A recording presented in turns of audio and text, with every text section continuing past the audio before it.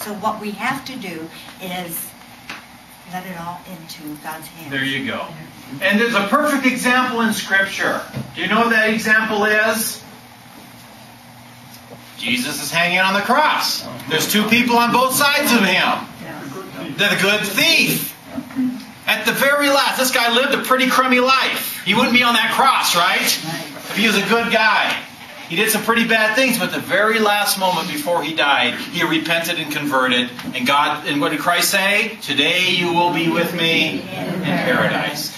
As Marianne said, you can't judge even the most disgusting person. I bring up this example, some people get mad at me. Timothy McVeigh. What did he do? He blew up the building. Do you realize just before he was executed, he had a priest come in? That's good. I'm glad. If he totally repented, he might be in purgatory until the end of time as we know it. But we don't know what being that priest comes. We don't know. See, that's the point. We can't make that judgment call. Only God can do that. And we don't need to know, do we? That's not ours. We only need to know what happened to us. That's right. Let's worry about ourselves. That's the only one you got to take care of. Okay. The bottom of the page here. Poor Helen is completely brainwashed. She believes her system is the only way to heaven, and the Pope is the highest, purest form of godliness on this planet. The Roman Catholic institution claims it is infallible and has never lied nor made a mistake. So is poor Helen completely brainwashed? How's that for a statement? No, Jack Chick is. Okay. Yeah, if you don't believe that, see his publication. Did you see that? Read the last in parentheses. Maybe we should read his publication. That's right, but that'll explain it. Yeah. That's right, there's the proof for it. But that's completely brain. Okay, that's Right, 'cause his I wrote thing. it. She believes her system is the only way to heaven, and the Pope is the highest, purest form of godliness on the planet. Is the Pope the highest form of godliness on the planet? What planet is he coming from? I don't know. Is the Pope a god or is he a human being? Human being. He's a human being. And as a result of being a human being, can he sin? Of course. What he's trying to do is equate, the Pope with God here. Then he talks about the Roman Catholic institution, not church. I don't know if you catch this in this thing. He uses these little words to kind of portray these images. It says the Roman Catholic Church, Roman institution, claims it is infallible. Now let's analyze this. Does the Roman Catholic Church claim to be infallible? Something. What's that, Ralph? On something. Oh, on some things. See, we need to clarify this. Yes, the Catholic Church claims it is infallible. Not in everything, but in some things. And what are those some things? Faith and morals.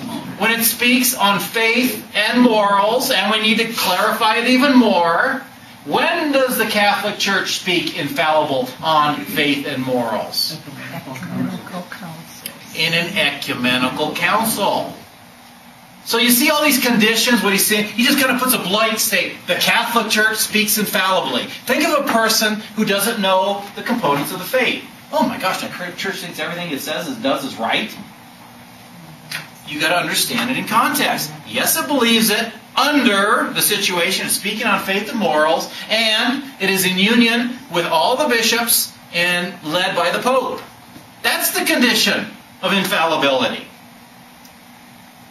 Not just normally, okay? And then, it has never lied or made a mistake. Has the Catholic Church lied or made mistakes? Yes. How can that be? Because they're human. They're human. You've got to understand the components here. But what he does by this statement, and just when we read this, we're taken back by this. But think of a person that is a Protestant or an anti-Catholic, and you read this stuff. What does that do for that person? It confirms their wildest beliefs. See, right there, Jack Chick. Hey, and take it a step further, This is even quoted in a Chick publication. He gives a reference for it. Okay? See, it must be true. How could he go wrong that way? Hey, man. So, Yeah. That's nice when you reference yourself. And buy my book for $18.95, and I'll tell you again. Well, it's true because my other thing said it. Would I lie to you? okay. So that's what he talks about poor Helen. Okay, let's go to the next page. Now he zeroes in on the Pope. Now, isn't that just a little presumptuous? You know, making the claim, you Catholics believe that? Well, let's check this out here. Remember, the popes claim to be infallible. Let's take that sentence here. Do popes claim to be infallible? No. But yes or no?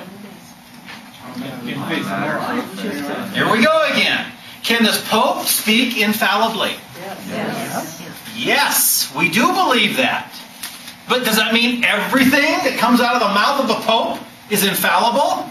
No. In the history of the Catholic Church, how many times have the Pope spoken infallibly? Twice. Let me see, if I do my math right, 2,000 years divided by 2, once every 1,000 years the Pope speaks infallibly. Does that sound like he does it a lot? What is the impression that he gets across here? That he does it every day. Every word that comes out of his mouth is infallible. What did he speak that was infallible? Mary, the two Marian doctrines. Oh, yes. Let me throw 2 terms at you we need to know. The first one is infallible. What does infallible mean? Without error. Speaking without error in matters of faith and morals. There's another word that we need to do. It's called impeccability.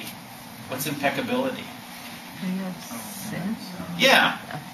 Impeccability is not sinning. Those are the 2 components that we have to do. You know, yes, the Pope sins. He's not impeccable. He can sin. But we've got to differentiate between sinning and speaking God's truth. That's infallibility. Gosh. Then in the black bold print down there, do you see? Let's see what the Bible really says about a man who calls himself God. Does the Pope call himself God? No. Do we believe the Pope is God? No. Can anyone show me anywhere? I'm a little confused here. I need to update my RCIA class next year if I'm missing something. Do I need to be teaching the Pope is God? Not only to keep your job, you know.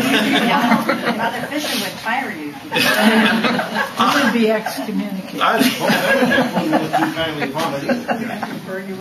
We never in the church believe that the Pope is God. We might have to kill you then, Vic. Put me out of my misery. Me and Warren Harvey and everything. That's right, you're militants. You live a militant. You're in trouble. And I talked to Colonel Plank. Okay. What do we believe about the Pope? Let's just clarify this from Jack Chick so poor guy gets it right. What do we believe about the Pope? Head of the church. He's head of the church, okay? On earth. Honor. He holds an office. He is elected. Okay, he's elected. Apostolic tradition. Okay, it's from apostolic tradition. Where did this all start with? Started with Peter, and Peter wasn't that good of a about telling the truth the whole time. Who did it start with? Christ is the one who established this. Christ had 12 apostles, but he selected one to be the head apostle. And who did he choose? Peter. It's Christ who's the one who set this thing up. He always had a head apostle. Not that person is impeccable as good old Peter.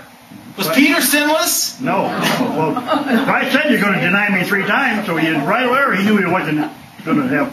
Even Scripture shows us Peter wasn't impeccable. He sinned.